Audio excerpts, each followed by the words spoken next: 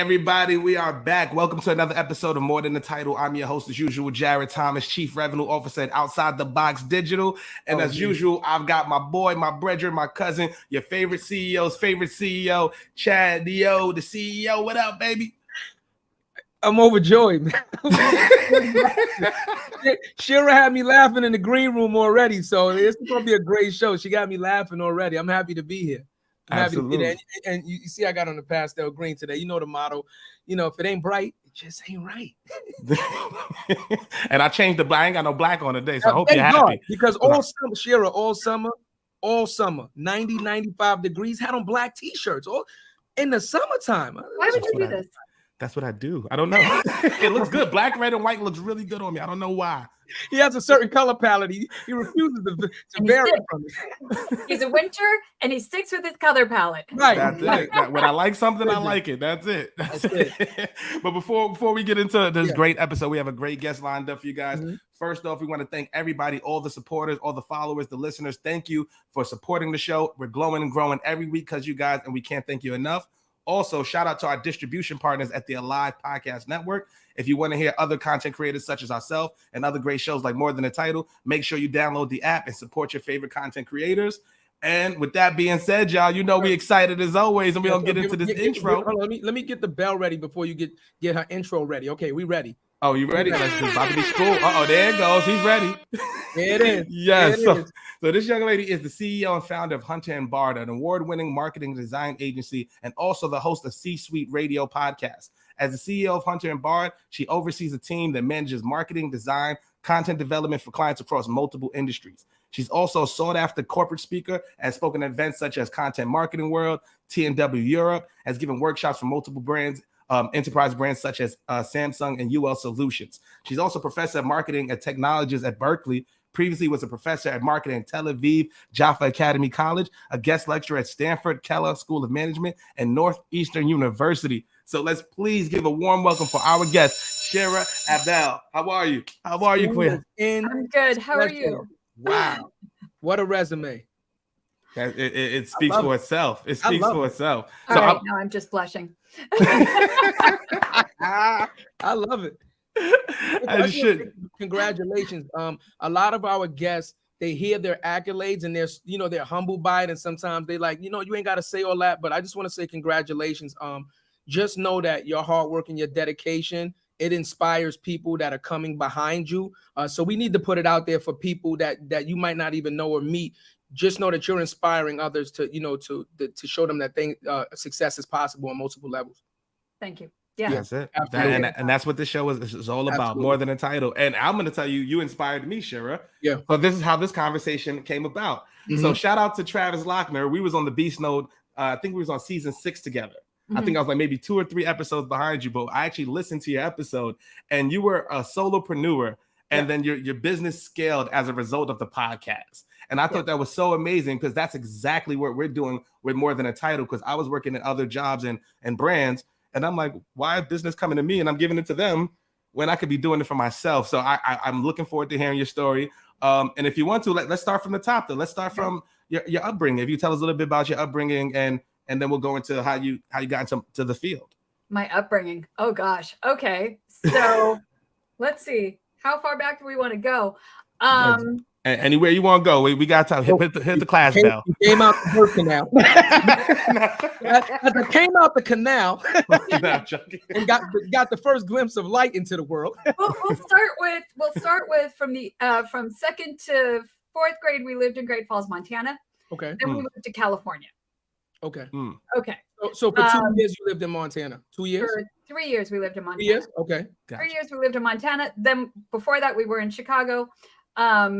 But California, Huntington Beach specifically, is where I grew up for the most part. From age of 10 to 19, and I still consider it home. That's where I go back to for high school reunions, and when I go back to see everybody that I grew up with. So yeah, that would be home. That would be my childhood for the most part. About less than a mile from the beach.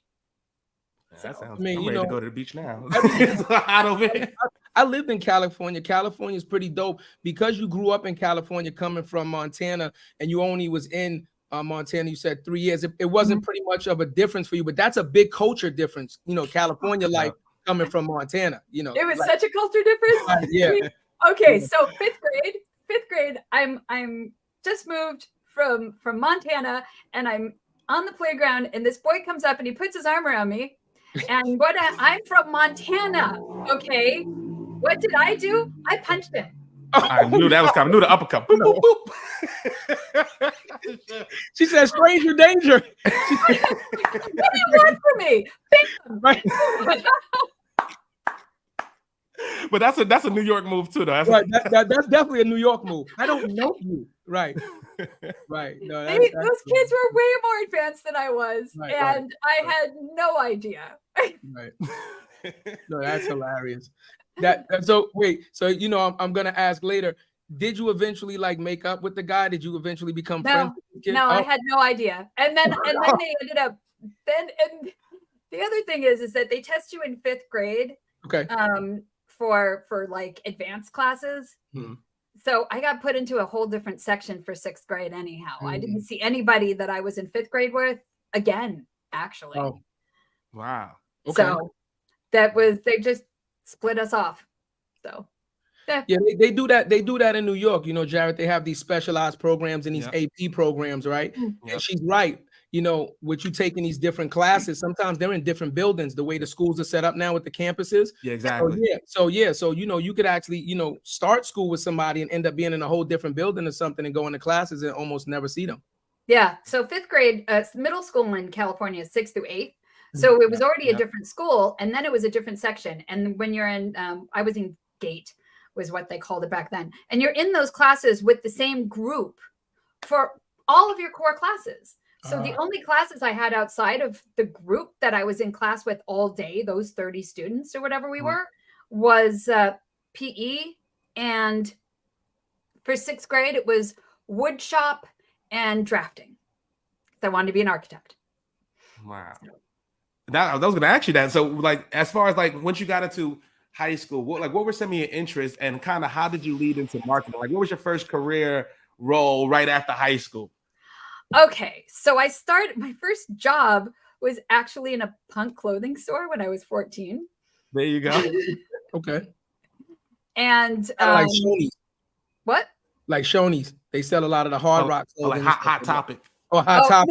No. Like a real punk store. Like this was the only one, and they had Creepers and Doc Martens, and I'm talking about before Hot Topic was even a thing. Oh, okay. Got I think I'm a little bit older than both of you. There's just a little bit, but I'm trying to give a comparison. Hot Topic-ish. Yeah, no, real punk stores. So that was like back in Huntington. That was in the 80s, and then it was retail until college.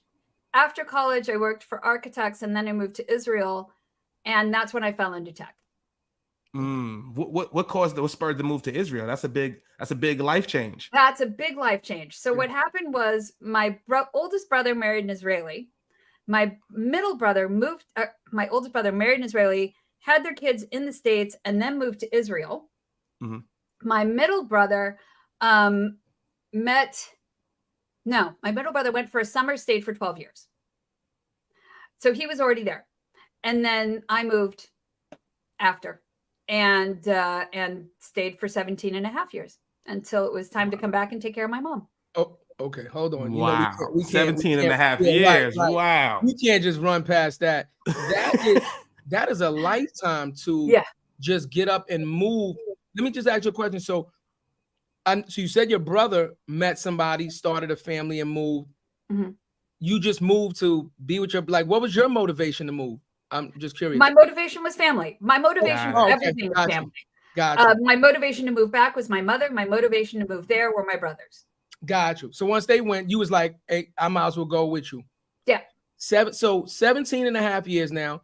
You initially were studying architecture, right? I originally studied architecture, but I ended my degree in textiles. Okay. Okay. Which again, we're talking huge difference. I'm noticing something already, Shira. Your movement pattern is like, yo.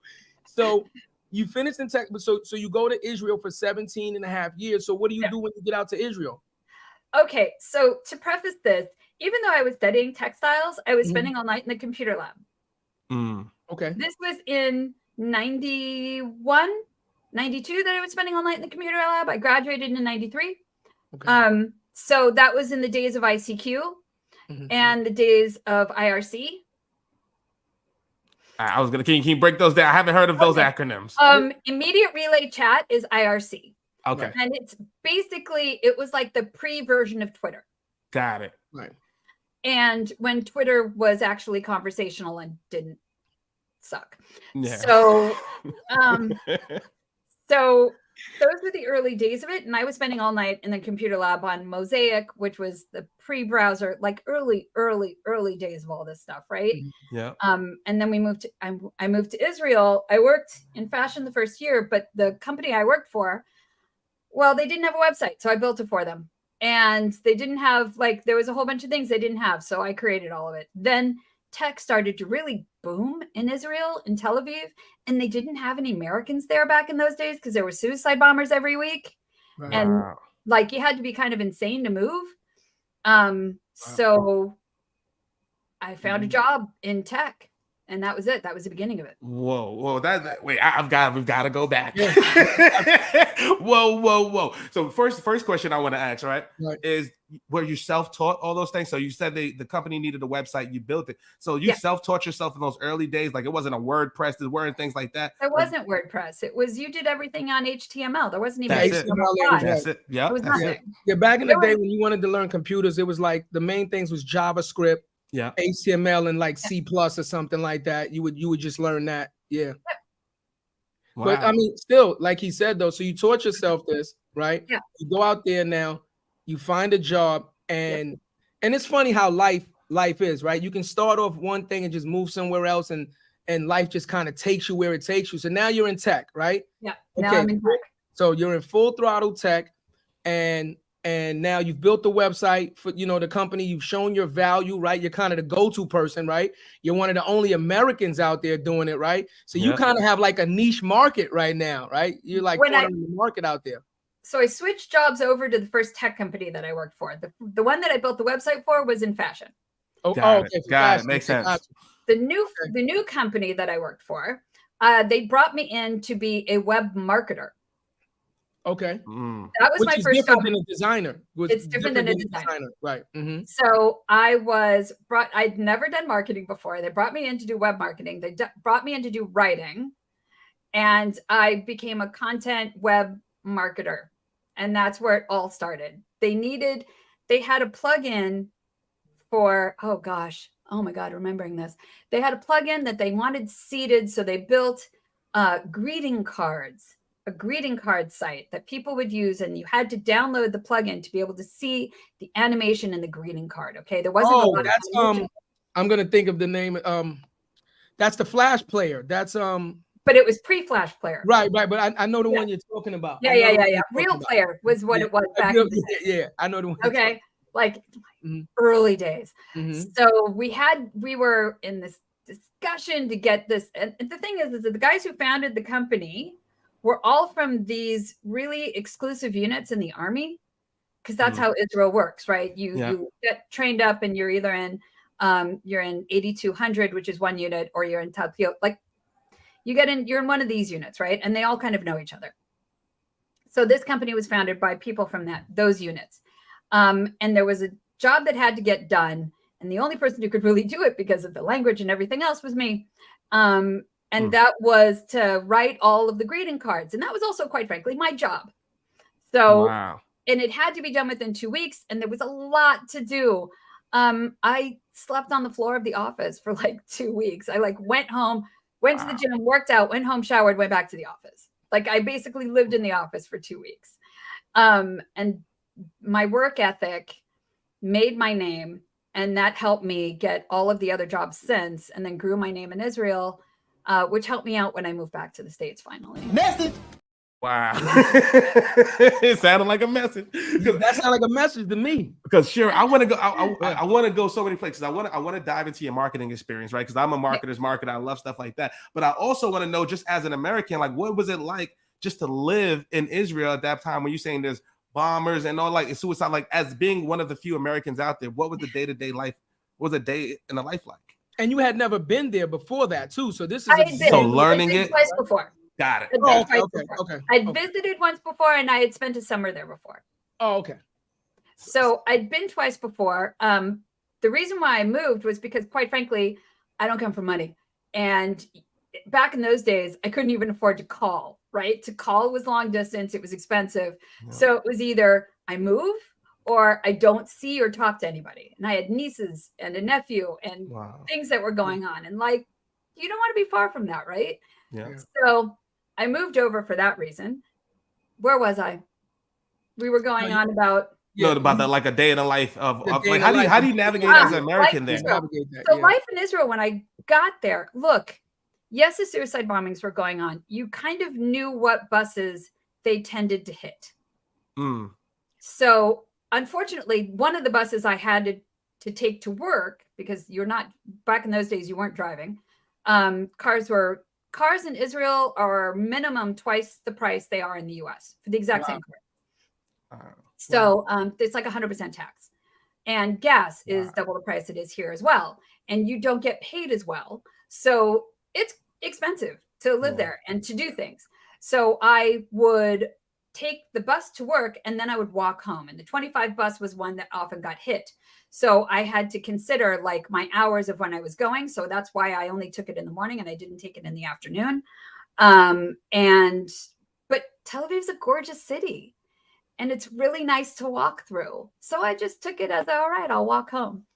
Sure, I'm scared for you now as you tell the story. I don't want to say nothing about it. Like, if you're scared they're going to bomb the bus, you're walking home at night. I'll be shaking like, a hole in the handrail. Yeah, I'm not going to lie. Like, how was you just walking home at night? They hit the bus in broad daylight and you were walking home at night by yourself and you wasn't afraid? Like, no, because it's a very safe city. That I wasn't like on that side of it. I was in Tel Aviv for what, 4 or 5 years before we moved, after I got married. And there was one time where there was a serial rapist out of all of those years. Okay. One time, like the news was talking about him and everything else, and then caught relatively quickly. That's generally not an issue in Tel Aviv. Wow. So, I mean, you're still a great woman. I'm not gonna lie to you. I'm not gonna lie to you. You still rolled the dice with even taking the bus in the morning time. You know, with you just having that information, I know. I might have just walked to work and walked home too. Like, just get up a little earlier. Well, yeah. Well, getting up early is not my strong suit. I'm gonna say we talking. We from New York. We didn't see everything but a bombing. Like what the hell? But that it was just as it being foreign. Obviously, you go in there, you betting on yourself. You going to be around family, and then you to fall into a niche, right? For you to fall into computers like that, right? You're into architecture, and then you get into computers. You really find out that you have a passion for that, and then you find a niche, and then you end up creating a great reputation for yourself, right? So from there, what happens when you create the reputation? So word gets around this. The Shira's here. She created our website. She does really great work. She busts her tail. What are some of those relationships and opportunities that presented themselves as a result? So funny enough, I never built a website again. That was one time. One and done. I'm not mad.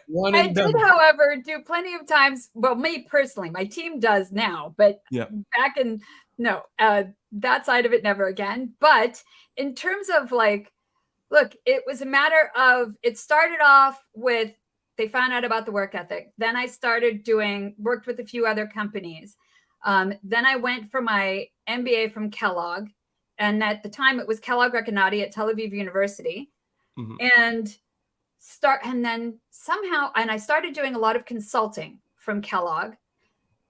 And then I got asked to be a founding mentor of Google Campus, which is the Google Accelerator that started in Tel Aviv. And also I got asked at about the same time to be a founding mentor of Microsoft Ventures Accelerator. Again, an accelerator in Tel Aviv. Now, these were both volunteer positions, but I, quite frankly, enjoyed the volunteering.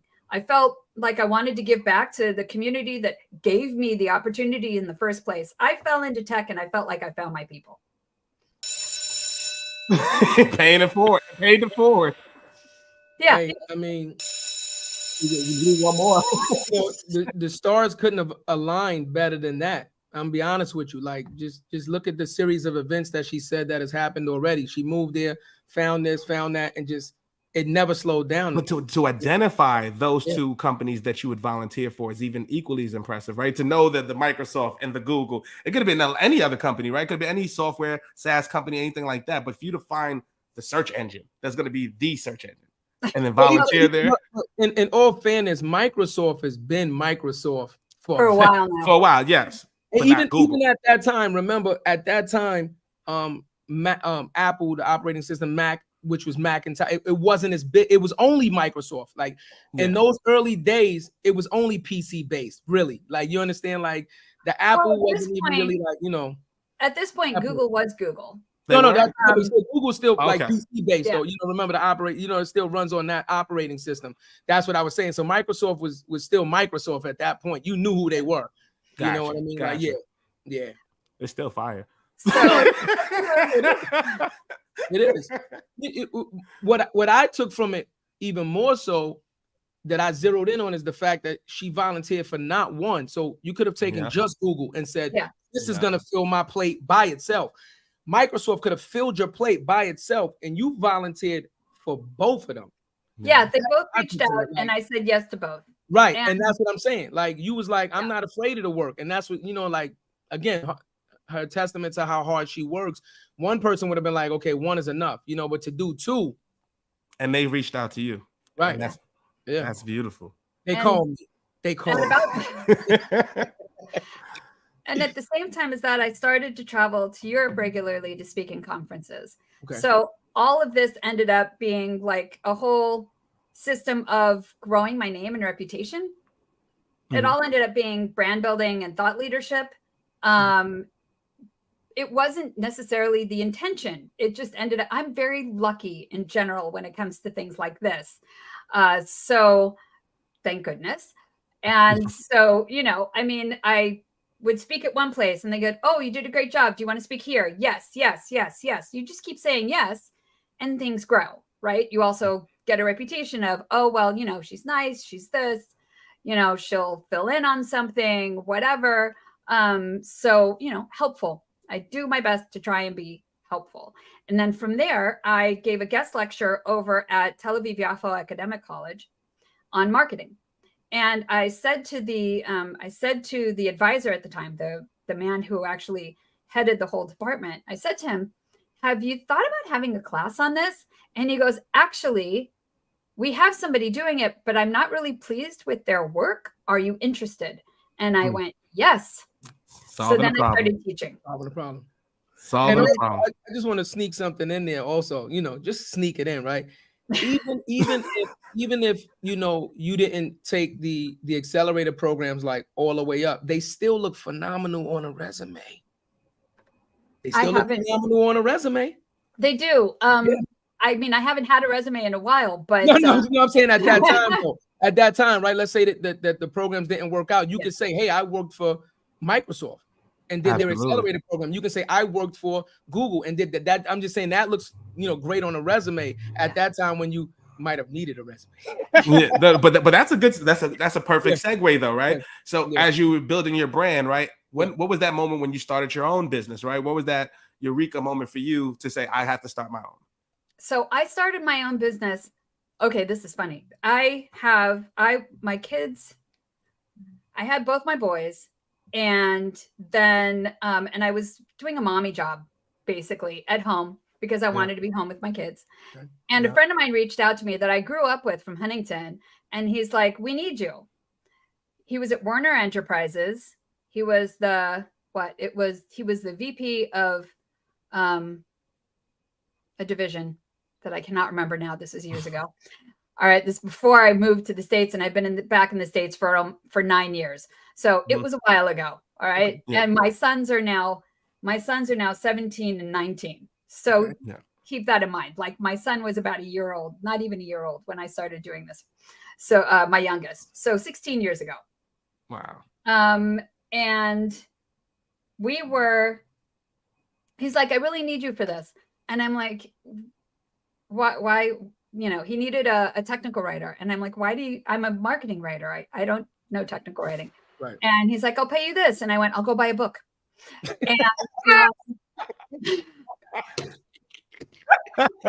for that number, I'll learn. Shit. That number out. She said, for that number, I'll learn. And, yeah. and after that conversation, she said, I have my curiosity. Yes. I love it. Quite frankly, I did. And Right. so I worked with him for 2 years. We set up their technical writing. We removed their silos, because what he needed was more than just technical writing. They had a technical writer who had worked with him for 3 months, and that technical writer didn't work out. And they needed somebody who could not just do the technical writing, but train internally and also evangelize documentation. Because if you have everything standardized and you have everyone actually doing it, you reduce silos. You also speed up time on everything. When everybody's using the same form, it takes actually 17 seconds off per page. Okay. When it comes to reading and reviewing things. Yeah. And you do that over, this team was over 150 people. You do that over a large enough team. That's real time taken off from being used over the year. That really brings in some efficiencies. Yeah.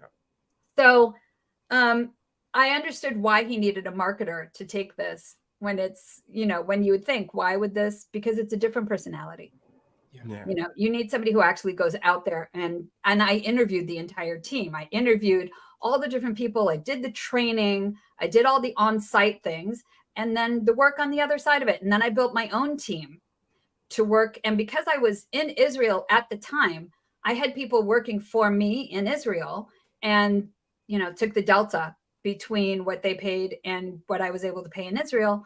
And that was the, first couple of years for my kids. And in the middle of that, I started at Kellogg. Wow. So that was my first company. That was Abel Communications back in the day.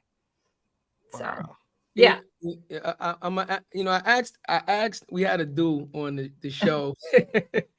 I got to ask you, because again, us as entrepreneurs also, I've been an entrepreneur for the good part of 20 years. And, when you talk to anybody that had any type of success in entrepreneurship, everybody talks about the hard work, the long work days, and things of that nature. Now you're doing this with 2 young children, right? And you're not saying no, right? So I'm gonna ask, because some people don't, how many hours do you sleep a day, right? What's a work day look like for you? So here, okay, now. No, I'm talking about back then. Yeah. Back then, what I did was I grabbed people with 30 years of experience who had more experience than me in technical writing. They did the actual work. I did the management. Back then, I worked between 20 to 30 hours a week and took care of my kids. Gotcha. That was smart. Allocated. Super smart. That was super smart. But I was only able to do that because of the delta. Right? I was only able to do that because the difference between what I was getting paid and what the highest going rate in Israel was, there was a difference there. So I could make money while they were doing the work.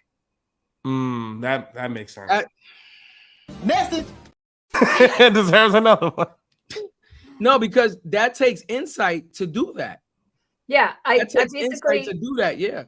Had some arbitrage so that I could go and make a small profit and work and not necessarily make as much money as, overall, but they get a better product because they get people who have significantly more experience than I have. Right. And then I get to do what I'm good at, which is the evangelizing and the training and the marketing and the management. And the management. Right. Yeah. So they were able to get what they really needed and at the price of an independent contractor back in those days. That's what they would have been paying somebody in the States, but the person in the States wouldn't have been able to bring all the things that we brought together as a team.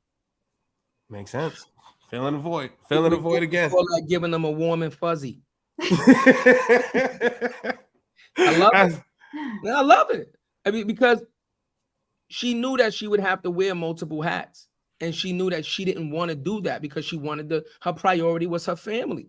So she found a way, and Jarrett just put up a post the other day with him wearing like 7 different hats, right? That's why this is a great segue into that story, because that's the story that we're telling, right?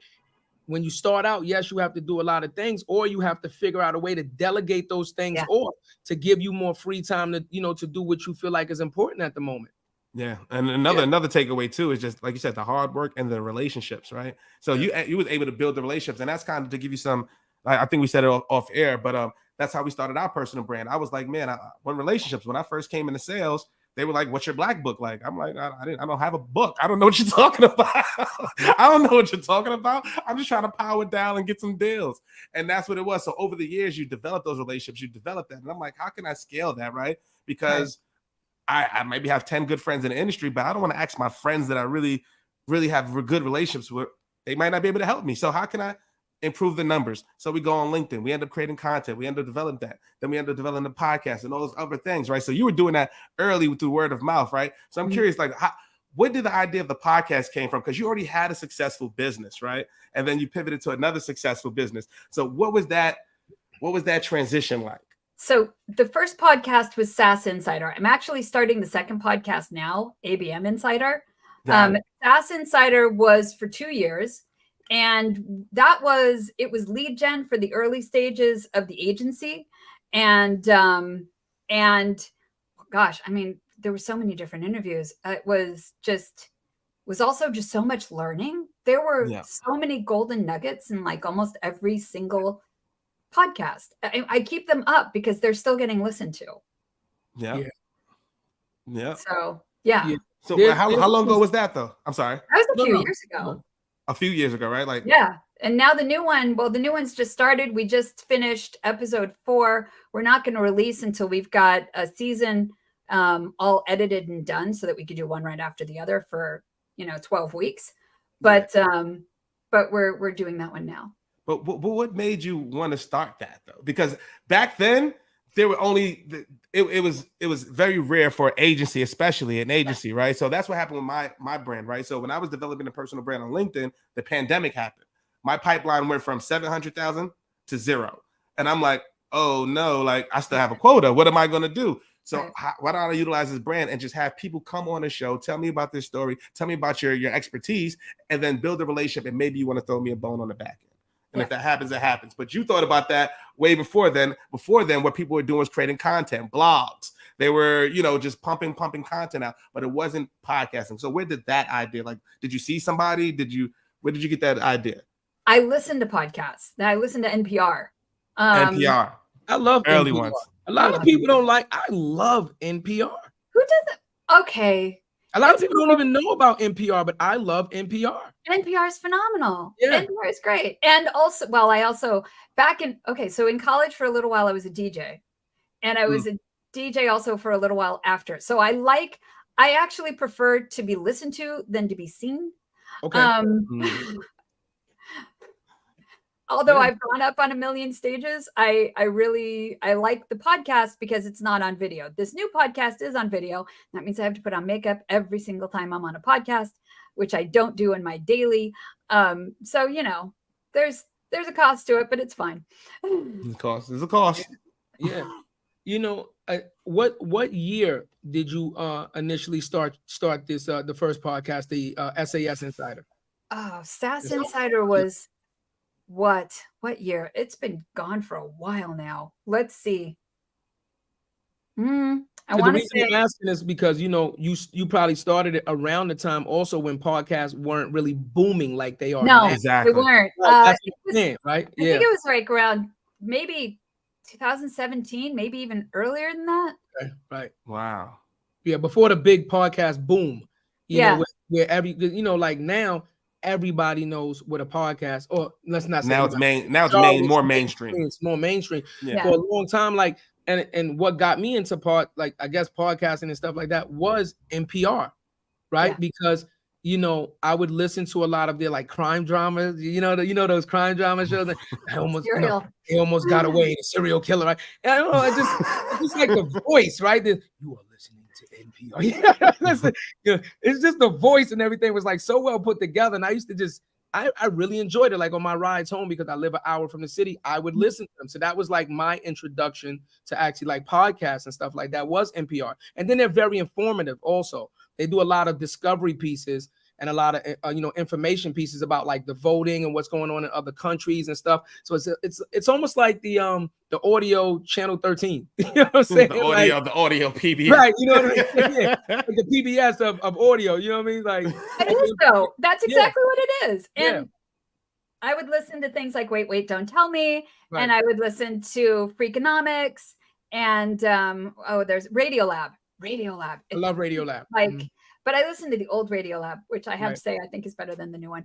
And it was phenomenal, and I got very into all of that. And that was the impetus for getting me to do the podcast in the first place. I'm like, I want to do that. That's cool. Then what was your favorite episode? Or what was one of the biggest gems you got through the course of doing the first podcast? Oh, okay. So there was somebody from Amsterdam who gave us his whole way of pulling in through the funnel. And he was able to do it in a way that it was in the early days of when we were seeing like GDPR compliance about to come in. Yeah. You had to be very careful about how you grabbed information. Right. I can't remember his name, but that one was definitely the best. Oh my goodness, how he did that. And then another one, and this is, you'd think that this is just total common sense, but it's a really good rule of thumb. And that was the one that told me for every tactic he tries, if it doesn't work, he tries it 2 other ways. For every tactic that doesn't work, he tries it 2 other ways. Okay. And it's stupid. You would think, oh, that makes total sense. And yet for some reason, I was like, because you can't cut something out just because you've tried it once. You may have done it wrong, especially if you've never done it before. Right. So you have to try it at least 2 other ways to really count it out. And then if something, and this is more common sense, just because you've stopped on something doesn't mean you shouldn't try it again a little while later to see if maybe it's a tactic that works now. For example, everybody was talking about before the pandemic that email was dead. Yeah. Then the pandemic happened. Suddenly, email worked really well because we were all stuck at home. Now, email is back to, it depends. Can you get in their inbox? How well can you get in their inbox? Because half the time now, you're getting a false open or whatever. So there's all of that. It depends on the size of the company you're sending the email to. It depends on the title. It depends on their systems, all of these things. So there's a lot more complexity that goes to it. But for that little while in the early days of the pandemic, phenomenal. Absolutely phenomenal. Just like doing the podcast, that's the perfect time to start a podcast because we were all at home. Yeah. Yeah. Exactly. I had barely had a microphone. I had no lights. I was the first. Shout out to everybody who listened to Rankable. Thank you guys. Yours was different. Remember, she like others, like most podcasts, hers was only audio. So you started out video right off the bat with Rankable. And I don't know why. There's no rhyme or reason. No, I'm just saying though, you could have started out audio like she said. Like I don't have to get dressed, I don't have to do nothing. I can just get behind the mic and say what I want to say. There was no video component to it. Nowadays there is. Yeah, that was done very differently back then. Then as far as what are some of the best B2B podcasts you think are right now, right? Because I listen to a few ones right now. Like I like Dave Gerhardt, that's my guy. I love Chris Walker, he's one of my favorites. Like, who are some of your people in B2B that you favor right now that people should be looking out for? Josh Braun, I think his name is. Yeah, Josh Braun. He's a sales guy. My God, do I love him? Yeah. Okay, I am obsessed with everything sales. All right. I am obsessed with everything sales because I do sales for the agency and I come from a marketing background, not a sales background. So I am a sales obsessed marketer. And I admittedly don't actually listen to B2B podcasts. I instead watch that type of material on TikTok, which I am addicted to. There's another guy, I can't remember names, but Josh Braun is definitely one. I think Josh Braun's my favorite. I like Chris Orlob from Gong. He's a good one. Udi from Gong, he's also good. Yeah, shout out to Udi. That's our guy. Shout out He was actually our first guest on More Than a Title. Yeah. Really? Yeah, Udi was our nice. first guest. Yeah. Good dude. Oh, and Latanay does good content also from Sixth Sense. She's Okay. amazing. So there's a few people who are putting stuff out there that's really good. John Miller. There's names. Grabbing names is just No, all good. I was thinking about what she was saying as far as like, because I was thinking about like the career and how her career kind of like navigated itself. And I was thinking about like, because for a lot of people, working for somebody else is so much easier. It's so much like less stress. You punch the clock, you do what you're told to do. You can be a phenomenal worker and a just absolute terrible entrepreneur, right? But for you, it almost seems like it was just destined to happen because you were just so involved in managing and kind of like stepping back and kind of delegating anyway. For you to open up your own, seemed like it was an inevitability, right? But now the time for you to press go, right? So it's a difference. Now you're delegating, but the time for you to press go, what was that moment when you're like, okay, let's make this a reality? What was that moment? So Hunter Bard came about because my friend Sarah came to me and said, let's do an agency. And she introduced me to her friend Dana, and then both of them skipped out, and I was on my own. What? What? Hold on. Let's go back. Right. And they ran off. Right. So they brought it to you and said, let's do it, and then stop showing up for work. Well, Sarah got headhunted by her dream nonprofit. Okay. Okay, that makes sense. Her. And then Dana got headhunted by one of her old clients before she came into the company. And she's like, I'm too stressed right now. I need this. I need stability from this. And okay. And then it was me. And I took it there and I did more consulting in the very, very beginning because this was in Israel. It was actually started in 2011. And so I started with the consulting and the speaking, and I got taken a ton for consulting. It was amazing and was flying everywhere and was super busy, and it was phenomenal. And then my mom had a stroke and we ended up moving to the States, and I had to start all over again with nothing. Wow. That is damn. And get to it fast enough. I was looking for my sound. I want to, another thing, before you've said it a bunch of times, I just want to touch bases on it because we share this in common. We are big on family. Me and Jarrett, we're huge on family, right? So when you say a lot of these things that you've done, that just shows how not only are you connected with your family, but you are willing to go the distance for your family. I got to give you a round of applause for that, because I'm going to be honest with you. A lot of people that start to get to a certain level of success, right, would not. You flew halfway around the world. You were already here. Then you left to be with family. Then you left there to come back and start over. I'm just gonna be honest. Like, not many people would have done that, because when you came back, now you're coming back with a family, a husband and children. It's different than doing it by yourself, and you're like, ain't nothing to hold me back. I ain't got no responsibility. I can go. So I just want to applaud you for that. Always always betting on yourself. Yeah, absolutely. You bet on yourself multiple times, and it's been 40 minutes. I've heard at least 4. Let me tell you, I'm gonna be honest right now. We got to send a bet on yourself shirt. We got to find out your size at the end. We're gonna find out your size and your favorite colors. You might have to get a custom bet on yourself shirt, because that's our one of our monikers. Bet on yourself. We have it on our clothing brand, so we definitely got to send you one of those, because you definitely embody the bet on yourself spirit. I just want to applaud you for that. Okay, so you come back to the States, you start all over, right? Yep. You're taking care of mom. Yep. Well, at this point, she's now living about a mile from us. Okay. At that point, she was still somewhere else, and we were working to get ourselves settled so that we could move her closer by. We've finally gotten there. So now she's about a mile away. But it took a while to get there. So when we first got here, look, most people, when they move to California, first of all, they don't move to Los Altos, which is one of the most expensive areas in the middle of Silicon Valley. They also normally move with a company. We did not. We moved with our own savings. We wiped out by moving. Shit. Damn! We both hit at the same time. Yeah, I'm just saying, like, we had some of these conversations earlier, like about money and what you're willing to do. We literally just had this conversation on camera.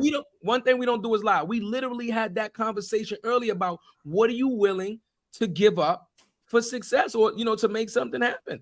And you're like, I didn't even move with the company's money. I moved with my own money. Yeah. So like my husband works, but he didn't work that first year. Right. So it was just living off of savings. I worked 24 hours a day. He's very supportive. He handled absolutely everything in the house. And then we got the kids all settled in school, all of this, and he found work. And within 3 years, we had gotten on the precipice of complete failure like 4 times. And then hit a high point. Things were going well, and we were able to buy the house. We moved to the East Bay after buying the house, and without selling our house in Israel, might I add, we still have that. So yeah, so we really hustled, quite frankly. We just hustled like crazy, saved, didn't do a lot. We never traveled anywhere. We gave up a whole bunch of things because you don't get everything, right? You get so much, and then you have to choose what you're going to be doing with what you get. And you have to allocate your resources in a way that makes sense. And we put all of that towards the house and the house. Yeah. So there you go. And then once we moved to Lafayette, which is where we live now, I basically put all of my eggs, I was doing fractional CMO work. Mm-hmm. After that, I went 100% agency and just focused on the agency work. Wow. So I'm curious. So when you made the bet on yourself, you said there's highs, lows, there's peaks and valleys, says entrepreneurship thing, right? What were one of those low moments, and how did you overcome that? She said I'm just 4, bro. That's what I'm saying. So what is one of those that you don't mind sharing with them? Right. Just one that you don't mind sharing with them. How do you overcame it? Because I'm curious about the mindset and what you did to push through. When I'm on the edge of something, I hustle until I reach the other side. I don't stop. I'm a miniature pit bull with lockjaw. Basically, I'm just like, I'm going to go after this, and I'm going to get it, and I am not going to fail. Sure, I felt that when you said that. I literally felt that when you said that. That was real. I have to give a special shout out to your husband also, because just listen to what you were saying. Like, you working damn near 24 hours a day, and he held it down, right? Yeah. He held it down. We've spoken to so many people, men and, women from both sides, that will say, listen, success sometimes will break the family. It will break the family. Yeah. If you're not on the same page, if you don't have that same vision of what success looks like, it could tear you apart, right? And you have children. So, shout out to your support system. He's your husband, because he, without that, you had the freedom and the mental capacity to say, I don't have to worry about this. I can take this off my plate. Yep. He's gonna hold me down. He's gonna make sure we're good. I can concentrate on doing what I need to do. But not I think also, but not letting it break you. Even before it gets to the family, like, you had the mindset, I'm gonna keep on pushing. I'm gonna make this, like, and there's times like we literally just had this conversation today, right? You could have went and got a job. You could have got a nice cushion salary somewhere. You could keep doing, fractional CMO work. Yeah, like, I'm betting on me again, right? Yeah. So it's like, so for that, I applaud you on that. Like, that's absolutely. The funny thing is, in entrepreneurship, you get enough sleepless nights, right? I'm on 3 hours right now. No, listen, like, seriously. You know how they say, like, when you're younger, right? When you're like a little kid, you rush to get old, right? Because you want to do adult things where you feel like, I can do without asking, right? Mm-hmm. But then when you become an adult, right? People always say, would you do it all over again? Like, would you want to go back and then, the older I get, the more my answer is like, no, I wouldn't want to be like younger again. Like, I had fun at those times, but mentally where I am now is completely different than where I was back then. You understand what I'm saying? And that only comes with the experience of life that you go through. Mm-hmm. Yeah. That's what sharpens you. That's what, toughens you up. So, like, to do the entrepreneur thing is just in itself is just like, it's a leap of faith. And he's telling you that, because we had this conversation. We were on a conference call with our other partner for about an hour today, having this conversation about how, a lot of people are just not built for this life. No, because it's very strenuous. Yeah. But it's also, have you read about Steve Jobs' book and his reality distortion field? No, I've seen the book a couple of times, but I never read it. Okay, so there's a whole thing in there about his reality distortion field. Basically, he had this idea around him, and that this is reality, even if it wasn't. Right. And he kind of created his reality as he wanted it to be. I can say I have my own smaller, I don't have the ego of Steve Jobs, but, or quite frankly, I haven't built up an Apple, but I have my own version of a reality distortion field, which just gives me the confidence. My husband's never lost a moment of sleep, of stress. He's just like, you'll get it done. Okay. Yeah. That's big. That is big. It's nice. It's good to know that I've got that much support behind me and faith. Right? So even when I'm freaking out, and the other thing is, like, everybody else has now, I've been doing it for a while, right? So everybody else is like, yeah, okay, stop freaking out. We've heard this all before. You'll be fine. Right. Yeah. Okay. So let me ask you a question.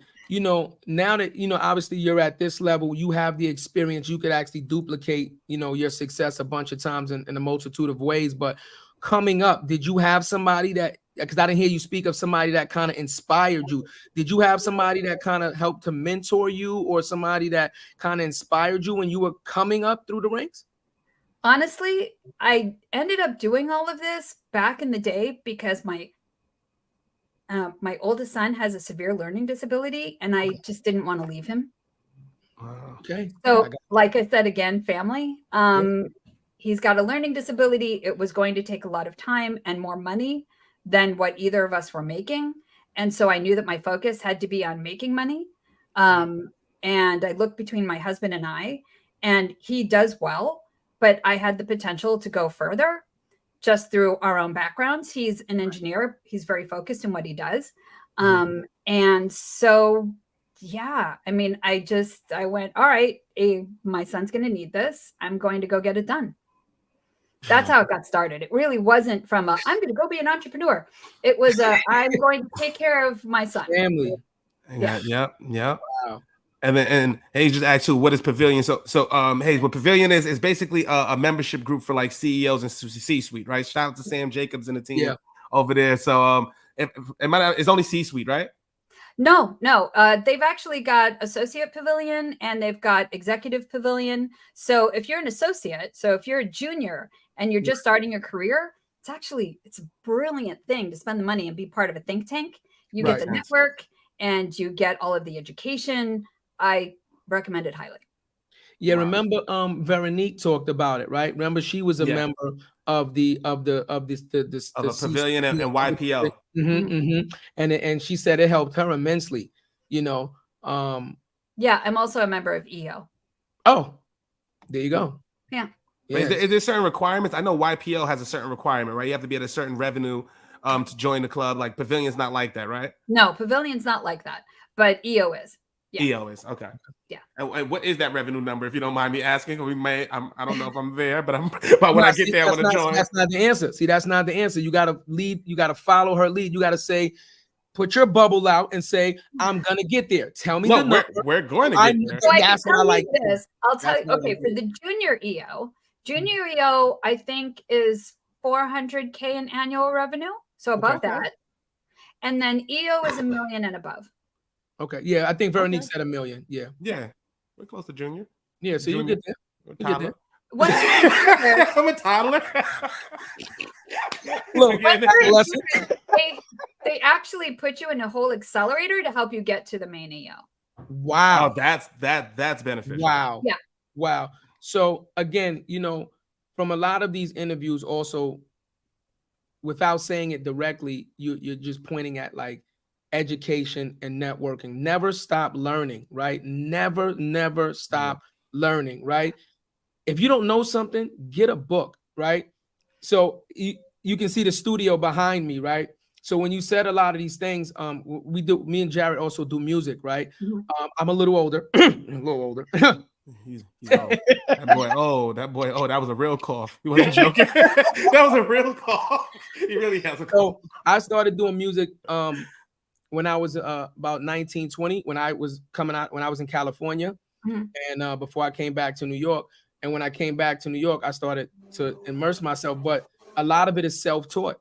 A lot of the things that I know, I would do the same thing, right? I would actually lock myself in the house for about 6 months, buy like 2 or 3 books, buy some equipment, and just sit there and read and okay, that didn't work. Let me try it again, and that didn't work. Yep. So when you said that keynote about I'll buy a book, that hit me directly, because that's been me a lot of the times, right? I've taken a lot of jobs and stuff like that. We're like, you know how to do this, you know how to do that, and I'm like, yeah, absolutely.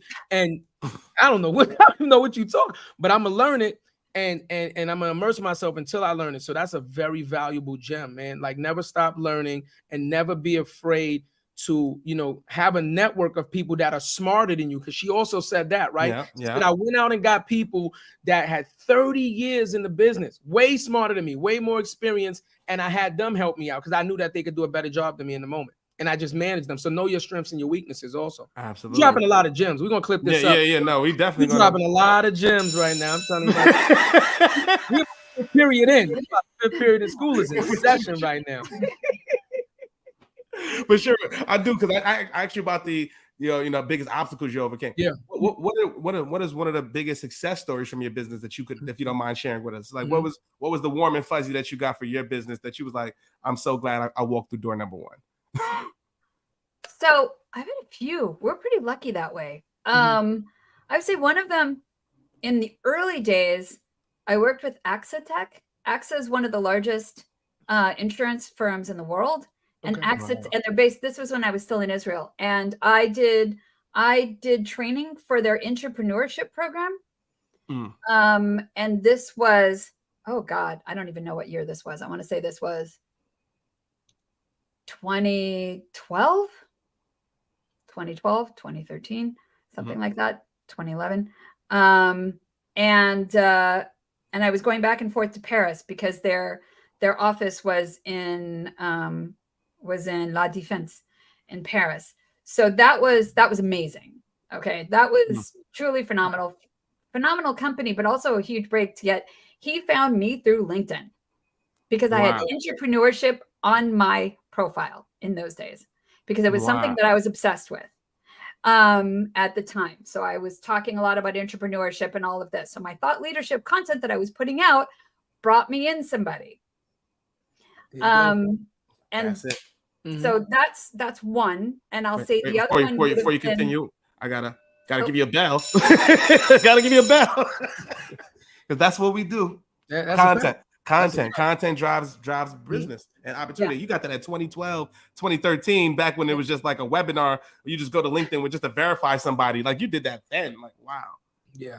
So that was that. And then I'd say the other one was when I spoke at Content Marketing World. Okay. That was amazing.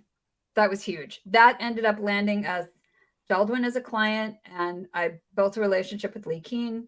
He brought us over to UL when he moved companies, and that changed the trajectory of the company as well. So that was amazing.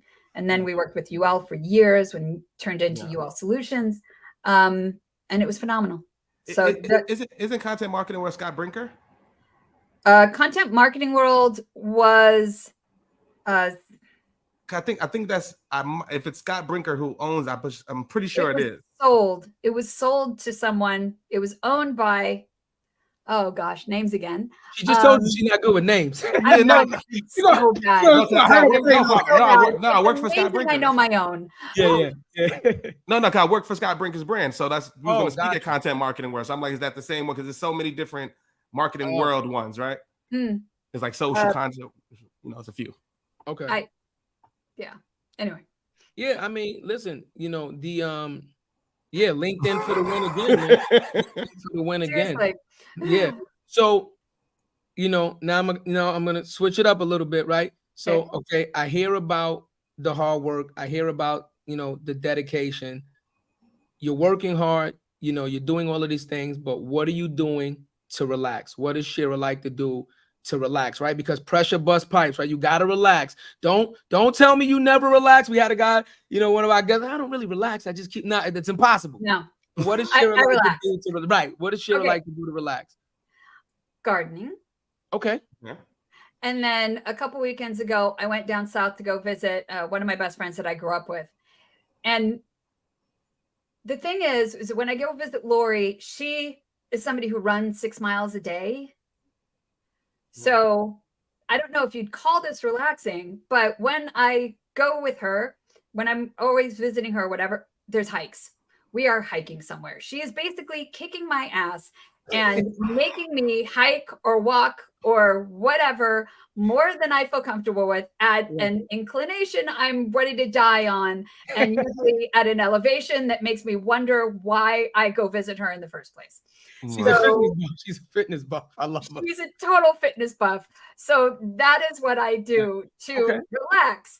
I will go and I'll either, I'll go visit somebody, and usually there's hiking involved, or I'll go into my garden, take my dog for a walk, or honestly play all the games that they have on New York Times. Okay. Nothing wrong with that. No, listen, everybody has to have a release point. That's all I'm saying. Like sometimes people are like, oh, I don't never do nothing. That's impossible. Korean dramas. Korean dramas. Korean dramas? Mm-hmm. Korean dramas. I wasn't expecting that one. Oh my God.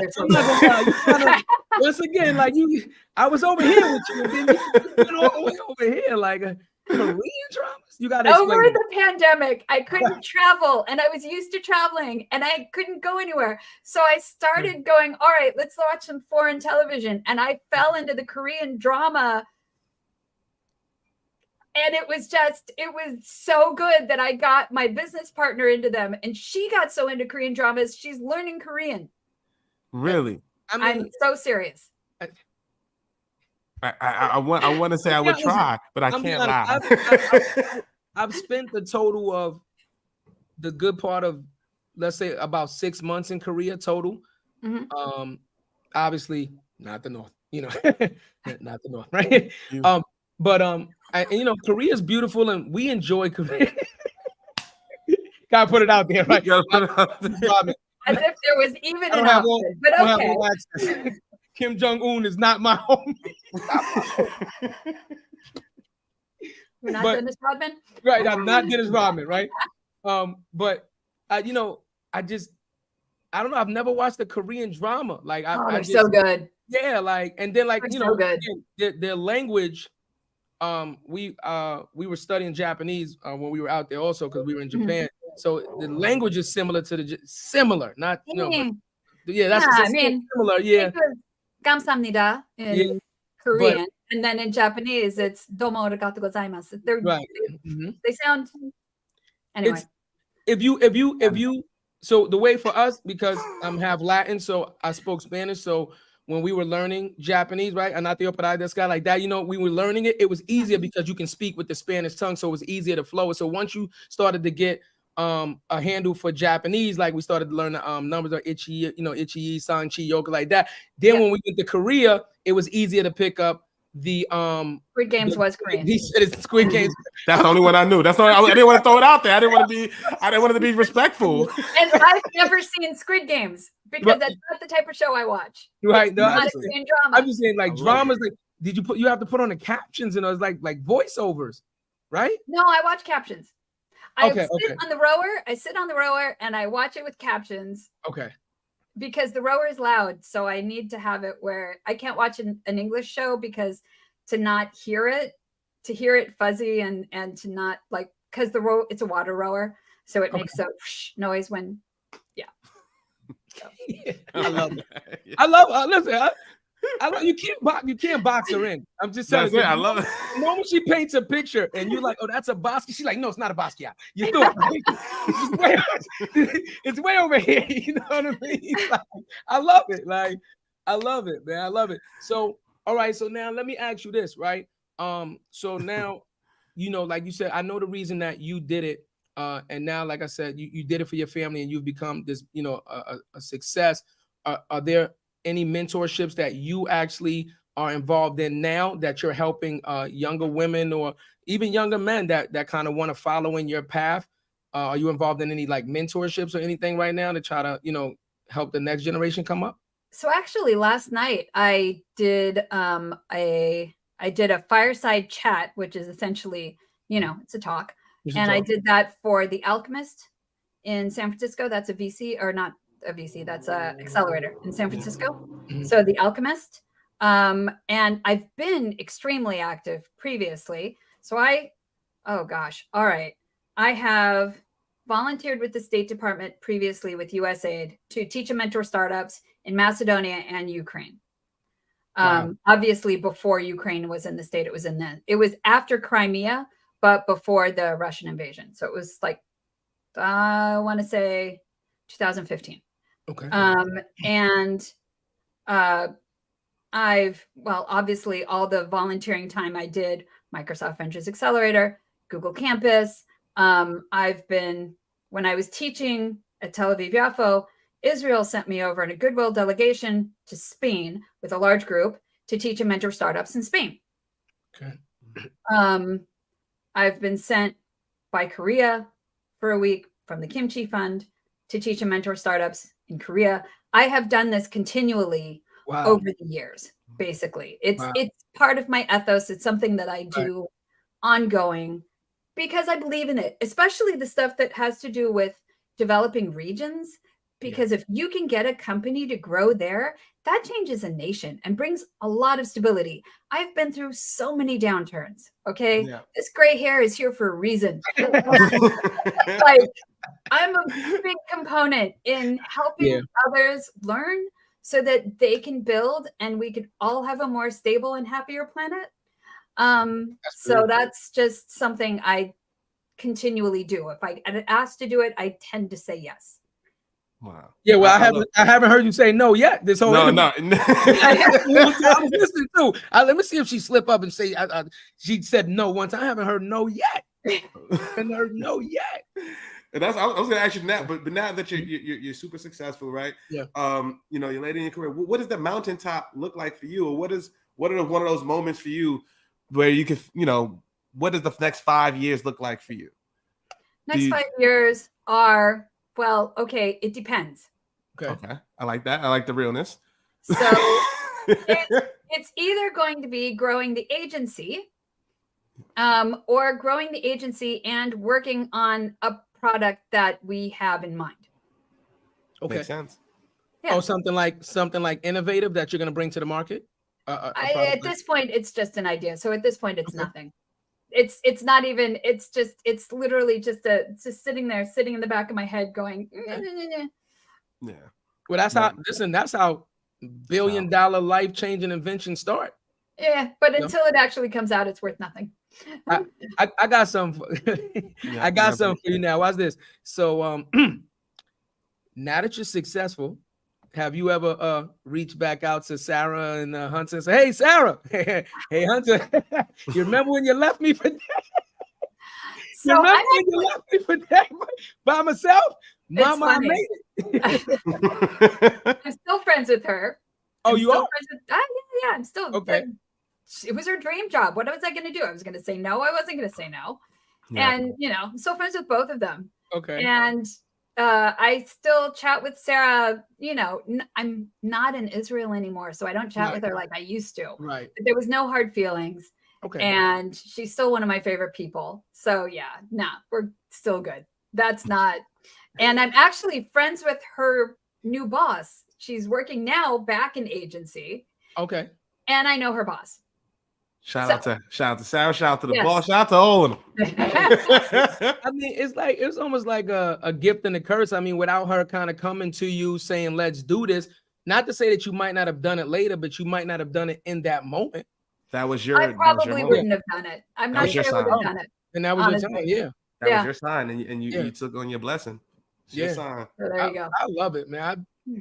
I love every part of it. So, I was going to ask one. So what's the best advice that you would give to up and coming entrepreneurs right now, Shira? Somebody that's like, for ourselves, we're starting an agency. We have a similar business. We have a social media agency. We use the podcast to drive leads and build relationships. Like, what is the one biggest piece of advice you would give to OTB Digital? Go to events in person, build your loose network, teach as much as you can, because you learn through teaching, quite frankly, and you get better. That would be, but the more loose connections you have, the more things can just happen with you serendipitously. There you go. There you go. Right there. I want to stay for extra class. And you know, it's funny you said that, because we are where we are today by almost following that exact model without knowing that we followed that model, right? So, for example, we're coming up on our 1 year, right? So we're not babies anymore, right? We're coming up on our 1 year anniversary. But we started the company, let's just call it November, and went to our first in-person event, where we went to learn, in January. And, you know, we've been to at least 4 or 5 events since then. And with those events, and I can say this confidently, like every event that we went to, when we met people and the knowledge that we learned, we came home and the company went up another notch, and the company went up another notch, and the company went up another notch. So much so that we're going to another event in 2 weeks. ATL, we're coming. ATL, yeah, we're going to another event. And we just came back from Florida about 2-3 weeks ago from one event, and we're going out to another event in 2 weeks. So you know, again, the testament of what you're saying is we're living proof of exactly what you're saying to be true, right? And to add to that first event that we went to as entrepreneurs, we're actually speaking there in January. Yes. And now coming up, well done. We're gonna be speaking there, right? But also that's because Jarrett's big on speaking things into fruition, right? So that I guess that's the way he does his bubble. What he likes to do is he'll say like, okay, this is what we're gonna definitely do this, right? And he said we're gonna do this, and we're gonna do this by next month, or we're gonna do this. He'll give us like a time frame, right? And no, I promise you. And so far, that's exactly how it works. Yeah, yes, so far it's been like everything he said he wanted us to do kind of like fell into our laps, like back to back to back as he's speaking it. So I definitely believe in that positive affirmation, like that Steve Jobs, creating a reality for yourself and just sticking to it and believing in yourself until you make it happen. Energy goes where there's clarity. Hold on. That was deep. No, shit. Hold on. I felt that. Damn hair. I need that one. I need that one more time. We're clipping that up too. We clipping that up. Give it to us one more time, Shira. Look right in the camera. Energy goes where there's clarity. Message. Energy goes where there's clarity. I love it. So one of my last questions is, we asked a lot of our guests this, right? When is enough, right? When do you get to, what's your mountaintop, right? When do you get to a certain point where you say, okay, I'm going to put everything on autopilot and just now like be like a professional gardener, professional vacationer? Like when does Shira says, I've done enough, it's time for me and my family to just kind of, sit back and relax and enjoy the fruits of your labors? Well, I don't know. My son just applied to Penn. So if he gets in, that's going to take a while to pay off. Okay. That's right. Okay. We talking out by us, right? Penn we're talking to UPenn. We're talking about he's looking at the University of Pennsylvania out by us. Yeah, out by us. Undergraduate. Yeah, we flew out to Philly to go check out schools. He's looking at Penn and Lehigh. Okay. And neither of them are like, so I won't be retiring for anytime soon. This is the oldest? No, it's my youngest. Okay, your youngest? Okay. Yeah, the oldest has a learning disability. And no, I know you said you were working with him, so that's why I thought like, you had got him to a certain point where he was now applying for college, which would have been phenomenal. Amazing, also. Yeah, that would have been amazing. He's I remember going to junior colleges. He's in junior college now. That's college. I'm sorry. Look, we were told in first grade that he wasn't going to be reading and we could forget about college. So wow. Done phenomenal. Right. He's done really, really well. And let me say this to you, right? And I'm gonna say this to everybody: like the days of these Ivy League colleges and having these big names on your degree determining your success is over. It's over. I'm just telling you. Depends what you want. Listen. Yes. You can have it. You Depends can what you have want. it. You can have it. But back then, it was almost needed. It's not needed now. You don't And- have to have it now. If Yeah, you're gonna study I'm computer telling you. science, And in certain industries, it doesn't even matter yes. whose name is on your degree. It's can you do the job or not? Yeah. I'm just Yes. telling you, like, you know what I mean? Like, so him being in junior college is college. It's continued education. Yeah, for what he's going to do. Absolutely. Yes. fine. Yeah, absolutely. So, you know, congratulations to him. Yeah. You know what I mean? Because junior college it just means it's a 2-year university. That's all it means. That's all it means. I went to junior college. Yeah, so did I. My business degree is from a junior college, right? And now in New York, some of our junior colleges now I think are actually going to 4 years. They're going to actually offer 4-year programs. Absolutely.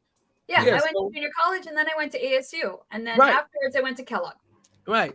So there you go. Yeah, listen, I said I went to junior college, got my degree, and then I was gonna go to Baruch to finish off my MBA. But I just switched it because I do construction. I switched and went to City Tech. But listen, there's nothing wrong with a junior college. City Tech in Brooklyn. Yeah. My grandmother graduated from City College. Okay, the one in Manhattan by Chambers Street. Yeah. Mm-hmm. They have a great architecture program down there too. She studied accounting. She graduated when she was 18. Oh. Wow. Yeah. So real quick, you don't draw, you don't dabble in the architecture no more. Never got the itch to kind of like. I'm very obsessed with interior design. I have a very built out Pinterest. That's about as far as I go. Okay, that makes sense. Okay. Yeah, that makes sense. I follow a lot of interior designers on TikTok and Instagram. I also follow a lot of fashion designers because my undergraduate degree on TikTok, and I have a very built out Pinterest board. Otherwise, no, my entire life is marketing and tech and deep tech. Not I'm not gonna lie, I was expecting you to tell me you was watching some HGTV. I was expecting, they got HGTV is all the same now. It's boring. I'm just saying, but they have those like those interior design shows and they're like all the same now. Like I was very into it in the beginning, and then suddenly it all just no, I can't. Like I'll watch Architectural Digest has a YouTube channel. That I'll do because that's actually good and everything's unique. Okay. But if I'm looking at HGTV, like, oh God, how many times can I see shiplap? I just can't. Yeah. That's real. What do you got? I was gonna say we can talk about the cable, but I don't want to go into a deep thing with that. Cable's done. Cable's done now. The Disney agreement. When you have a love, when you have like a natural, like you, Jarrett, like you're an artist, right? Mm-hmm. When you're an artist, your brain works a certain way. Mm-hmm. So it would be suffice to say that you're gonna pick careers or jobs that challenge you in a certain way that you process information. You understand what I'm saying? Absolutely. So once you understand yourself and you, like I said with her, you switch gears, but you kind of always come back to that first love because that's the way your brain just processes. So when she says she loves interior design, I go, okay, that I was looking for something like that because once you do it because you love it, it never leaves you. Right. Yeah. So the love is still there, but the actual execution side of it, when I got the MBA, the execution side of it just got destroyed with like a mallet because now everything in my head is strategy and more on that side of it, right? Yeah. Because that's the muscle that the MBA builds up. Yeah. And since the MBA, I primarily read things that have to do with behavioral finance or behavioral economics or marketing or business or sales. Yeah. I love it. Eric, why do you look like that's just terrible? You were like, no, I'm just looking like, ooh, that's great. No. Like I'm putting it down. Behavioral finance, like I'm literally mental Rolodex. I'm doing that. Do sales and marketing, of course. Like I always try to up level my game. But like as you're saying that as well, like what I will say, Shira, is that I appreciate you coming on the show because this is exactly why we created the show, right? Yeah. This isn't a conversation that you would have had on Ad Week, that you wouldn't have had on any other place, right? But I feel like I know you so much. I know you. I feel like I've known you for years. Just here's a compliment to her too. Look at this compliment here. Oh my God, that is a compliment. That's right.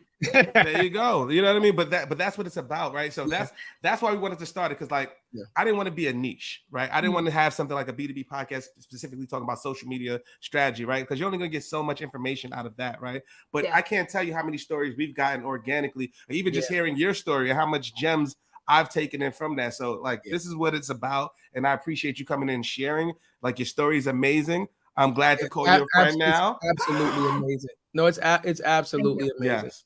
It's absolutely amazing. I like I said, it just really doesn't get better than that. I don't, to overcome adversity at the levels that she was doing it is just like, you know what I mean? I'm a fan. I love it. Yeah, I'm speechless. I'm a fan. I'm being honest. Like I'm so glad. I'm definitely a fan. Because you have that unlimited push. Like you said, like that unlimited drive. Like when I want something, I'm not letting it go. You know what I mean? And that's very, very rare, because you said that you were, you have 4 almost bottom out moments. Just one of them, you could have been like, throw everything in the air, kick the chair. I'm done. It's over. You have 4 of them, and still was like, I don't care. Like, it could have been successful doing other things. Like, I don't care. Like, I'm here now, but I will not be here forever. So, it's just an amazing story, and I know that people are gonna listen to this and take so many gems from this. Well, let the people know where they can find you, because I'm pretty sure a lot of people are interested where they can find you, and where they can connect with you. So you can connect with me on LinkedIn. Please put a note so that I know you're from the pod, connecting to me because of the show. I don't accept everybody who reaches out, so please put a note. Yes, spam now. Wow. Yeah, they're really. So LinkedIn, you can find me. I'm not active on X anymore. Like Twitter, now that it's gone haywire. No, thank you. But yeah, basically LinkedIn. Okay. LinkedIn's where it's at. And if you want to, if you want to know more about the agency, of course, Hunter and Bard. But it's not the @ sign in terms of the URL. It's hunterandbard.com. There you go. Sounds good. I love it. I love it. I enjoy it. So, we I said my beer is hot. I can't even drink this. Oh my God, it's hot. Disgusting. What you was gonna say? That's why I had the bitter beer face. Sure, he's out of control. He's definitely out of control. No, what I was gonna say was, I think this was a great start, but we're definitely gonna have more conversations with you down the line. We definitely appreciate you coming on the show. Like I said, I got so much information from you, just me personally. And also, just like I said, your story has just reaffirmed. You didn't even know we had those conversations earlier, right? Your story is just reaffirming that we're on the right path. So if just in case we were doubting ourselves, right? You didn't even know we had that conversation earlier. The information you gave us is like, stay doing what you're doing. That's exactly what I got out of it. Yeah, I'm telling you. That's what I got out of it. So you inspired me.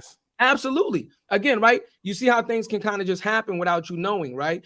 We didn't know what you were going to say on the show, right? It's organic. So you just happen to say what we were just going through or what we just talked about. Like, it doesn't work out better than that. This is unscripted. It doesn't work out better than that. This is why it's more than that. This is why we charting, baby. This is why we doing it. But thank you for everybody. This is why the stories I love. Have you guys thought about doing this as a road show? Oh, wait, hold on. Remember, we had the conversation. Hold on. Take it to school. Let's go to school. How do we monetize? Let's talk about we had the conversation about it, but it was a quick conversation because it was another podcast crew that we were talking to, and they took their show on the road, and they were sharing some of their experience with how they grew it by going on the road and things of that nature. But what we are thinking about doing in the future, obviously, is what we want to do is start moving from the virtual to more in-person interviews. Yeah. Yeah. Also, I could see you guys doing events and that going really well. And we're actually working. We're in the process of actually working on those now also. So yeah. See? Especially in the sales world. Yeah. Like I've done a lot of speaking, like BSAF, a lot of different brands. So like for me, what I specialize in for brands listening employee advocacy, right? So a lot of people are thinking about how are sales being done differently, right? The sales game has changed over the last 2-3 years. That's why the personal branding is so important today, right? But most times, most brands, they just give their teams blogs, some sort of content, tell them to reshare it, when really they should be saying, hey, what is your voice? How do you feel about the product? What experience are you having with the customer? Like, and all those things in a nutshell that help drive sales, that help drive leads, awareness, recruitment, all of those things. So it's just, hey, if I did it sit Indian style on the couch of the Bronx and I drove $2 million just doing this, being myself, I put up a well-done steak and got a lead. It's just like, he partying right now. That, but I just want to tell the story because one need to hear the story, because I was like, man, I was in a weird space. I used to make 200 calls a day, Shira. I used to be like, when I didn't get a meeting booked, this was a waste of, you're paying me. I felt like I was stealing money. Yeah. You know what I mean? And then you go home, you're like, oh man, it was a shitty day, and da, da, da. You have the ups, and next day you get a deal, you're like, oh, I'm Rocky. I'm tired of that. It's a roller coaster ride. It's a roller coaster ride. Yeah, it's a roller coaster ride. You know, believe me, that one I know. You gotta have tough skin for this game. You know, gotta have tough skin, right? You gotta be able to like take some criticism, take some, you know, okay, I messed up. Okay, tell me how to correct it. Get chewed out sometimes, and just keep a positive mentality and say, you know what, I'm gonna take what you told me and implement it and just make myself better, because everything's not a personal jab. I think today too many people just take things way too personally. Like, you're doing a job, if you mess up, you're supposed to get corrected. You made a mistake, you didn't do it right, or you didn't do it the way somebody's paying you to do it.